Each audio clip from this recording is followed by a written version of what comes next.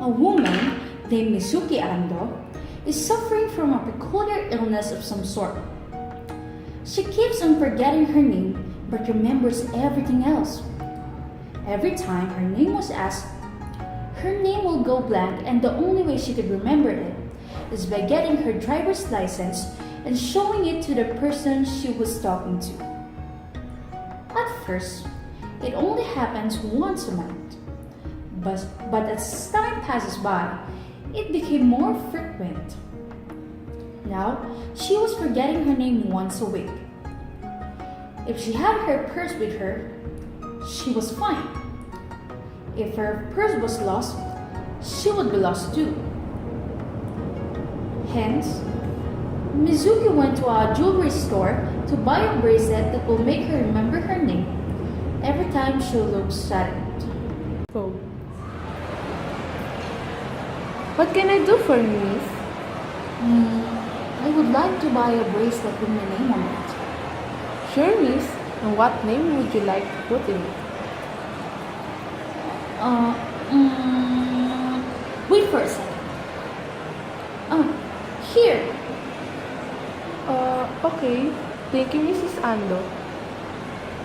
After a while, she got her bracelet and she felt like a cat or a dog.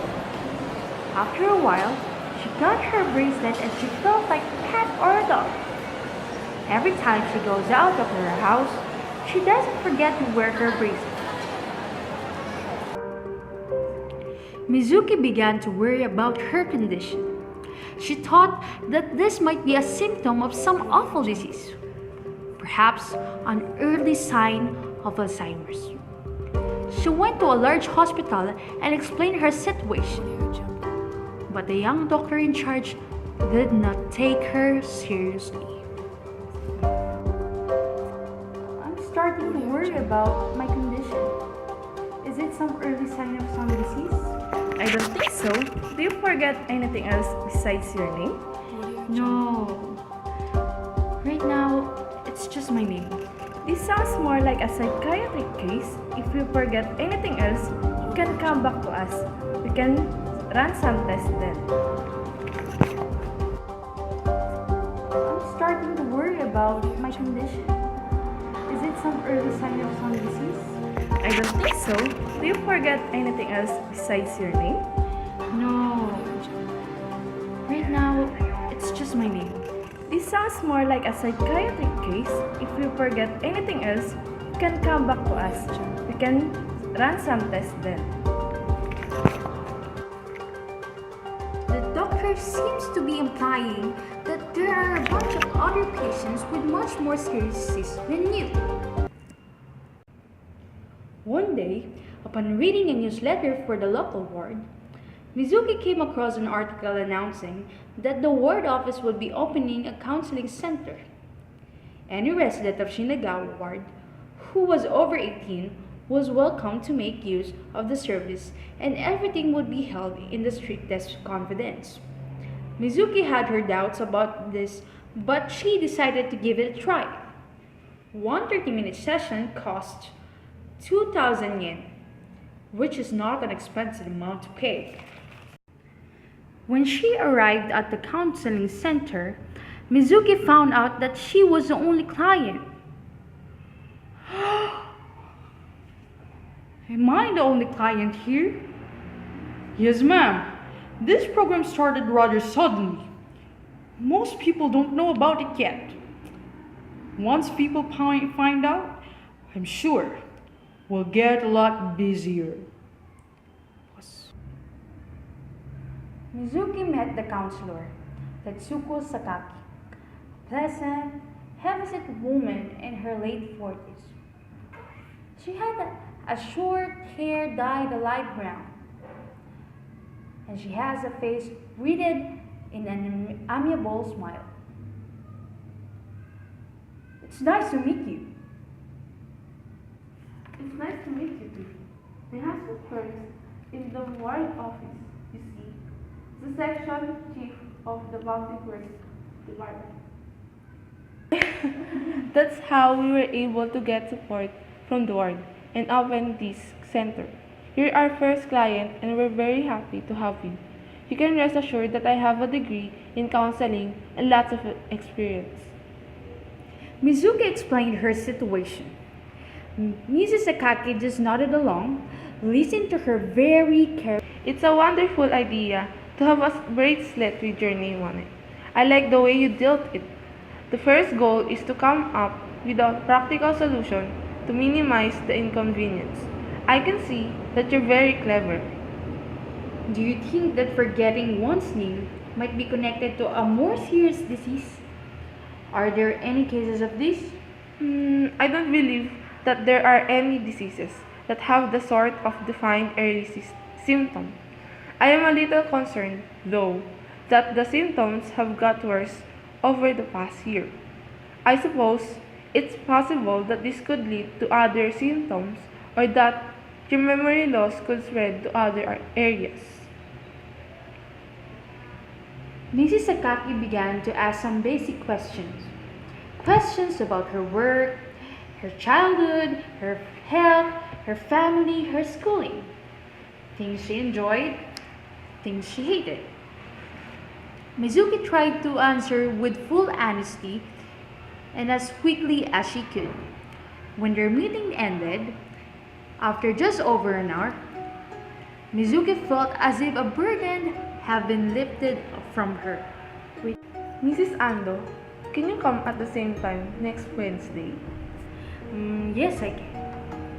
You don't mind if I do? Of course not, as long as you're interested. It can take many sessions of counseling before you see any progress. Mrs. Akaki asked Mizuki if there is any event about names that she can recall. Mizuki thought for a few minutes. I do have a memory about a name tag. A name tag? Very good. But it wasn't my name tag. It was someone else's. Have you ever felt jealous? No, I guess I never have. Not even once? I don't think I ever felt that way. Have you? A lot. I don't think I've ever had that sort of feeling. I don't know why. Maybe that's a little stranger if you think about it. It's hard to explain what jealousy is to someone who's never felt it. I'm going home now. I should be back by Monday morning, but while I'm gone, I was wondering if you would take care of my name tag. I don't want a monkey running off with it while I'm gone. Mizuki told Mrs. Akaki that Yuko didn't come back that Monday. She'd lied about the whole relative thing. Mizuki told her that Yuko's body was found almost a week later. Mizuki also told her that she kept Yuko's name tag because she missed the chance to return it. After their meeting, Mizuki went home and she went to her closet and pulled out the old cardboard box in which she kept Yuno's name tag, along with her own. But no matter how hard she looked, she kept on looking, but she couldn't find it in which she kept the name tags. She had looked in the box when she first moved into the condo and she distinctly remembered having seen the envelope. She hadn't opened the box since then, so the envelope had to be there. Where else could it have gone? 2 months have passed. Every Wednesday, Mizuki made her way to the ward office for her appointment. This is our 9th session together. You aren't forgetting your name less often, but it hasn't got worse, isn't it? No, it hasn't. That's wonderful. Perhaps, just perhaps, when you come next week, we will make great progress concerning the issue we will be discussing. You mean forgetting my name? Exactly. If things go as planned, I should be able to determine a definite cause and even show it to you. The reason I'm forgetting my name? Precisely. The following week, when Mizuki entered the counseling office, Mrs. Sakaki greeted her with the biggest smile Mizuki had ever seen on her. I've discovered the reason you with forgetting your name. And I found a solution too. I believe these are yours. Mizuki got up from the sofa and walked over to the desk. On the desk, there were 2 name tags. Mizuki Ozawa was written on one of them, and Yuko Matsunaka on the other hand. I've recovered them for you. Those name tags were stolen from you, and that's why you had trouble remembering your name. But who would? Rather than having me respond to that, I think it's best if you ask the individual responsible directly. So what do you say we go meet the culprit? Then you can give him a piece of your mind face to face. Mizuki followed Mrs. Sakaki out of the counseling office, down the hallway, and into the elevator. They rode down to the basement and walked along a long deserted corridor to a door at the very end. Inside was a tall, thin man in his 50s and a larger man in his mid-20s, both dressed in light khaki work clothes. The older man had a name tag on his chest that says Sakaki. On the other hand, the younger man had one that says Sakurada. Sakurada was holding a black nightstick. This is Ando. I presume I am Chielle Sakaki, Tetsuko's husband. And this is Sakurada, who works with me. Nice to meet you. Is he giving you any trouble? No. I think he sort of resigned himself of the situation. There was another door at the rear of the room. Mrs. Sakurada opened it and switched on the light. He looked quickly around the room, then turned to others. Come on in. They entered a small storage room of some kind. It held only one chair, on which a monkey was sitting. A monkey? That's right, a monkey stole the name tags from your apartment, right around the time that you are forgetting your name. I'm very sorry. He can talk! Yes, I can. Why did you steal the name tags? It's what I do. I'm a monkey who takes people's names. It's a sickness I suffer from. Mizuki asked a lot of questions to the monkey. If he's involved with Yuko's suicide, how did he know that she's keeping Yuko's name tag? The reason why did the monkey steal her name tag? The monkey answered all of her questions with full of honesty and is deeply apologizing for what he had done to Mizuki. After all the questioning, Mizuki asked them about what will they do about the monkey. What are you going to do with the monkey? Can't let him alive. Hold on. No matter what reasons do we have, killing an animal is against the law. I beg you, please don't kill me. What I've done is wrong. I understand that. I've caused a lot of trouble. I'm not trying to argue with you, but some good also comes from my actions. What possible good could come from stealing names?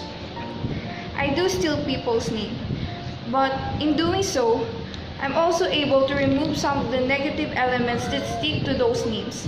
If I'd been able to steal Yuko Matsunaka's name tag back then, she might very well not have taken her life, along with her name. I might have been able to take away some of the darkness that was inside her. When you steal names, you take on both the good and the bad. Yes, that's right. I have no choice. I take the whole package as a Mizuki asked the monkey what sort of bad things came with her name. The monkey resists because he knew that Mizuki will get hurt, but Mizuki insisted. The monkey tells the bear every bad thing that came with her name. He's telling the truth, so please forgive him. Just take him to the mountains and let him go. As Mizuki is saying goodbye to the monkey, she handed him Yuko Matsunaka's name tag. You should have this, not me. Take good care of her name, and don't steal anybody else's. I'll take very good care of it, and I'm never going to steal again, I promise. After letting the monkey go, Sakaki and Mizuki went back to the counseling center. Sakaki asked Mizuki if there are things Mizuki liked to discuss with her. Mizuki shook her head and thanked her. Two of them shook hands and said goodbye. When she got home, Mizuki took her name tag and her bracelet and put them in a plain brown envelope. As she placed the envelope inside the cardboard box in her closet, she finally had her name back and could resume a normal life.